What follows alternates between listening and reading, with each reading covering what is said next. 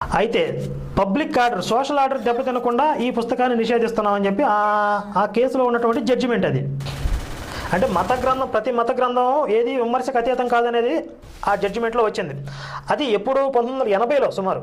ఆ తర్వాత వచ్చినటువంటి జడ్జిమెంట్స్లో, ఆ తర్వాత కాలంలో వచ్చినటువంటి తీర్పుల్లో బైబిలే పలుకుతుందనే పుస్తకం గురించి కూడా వాదోపవాదాలు జరిగాయి. సుప్రీంకోర్టు వరకు వెళ్ళింది.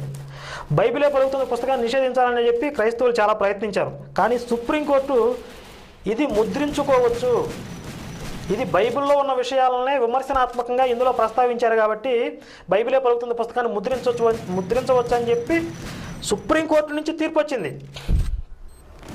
మరి ఈ విషయం వీళ్ళకి తెలీదా? ఈయన ఒక లాయరా? ఈ లాయరు ఈ విజయ్ కుమార్ని సమర్థించడానికి వచ్చాడు. ఆ విజయ్ కుమారు మతి చెడిపోయో లేకపోతే మతోన్మాదంతోనో భరతమాతని అంత తీవ్రమైన పదజాలంతో దూషిస్తే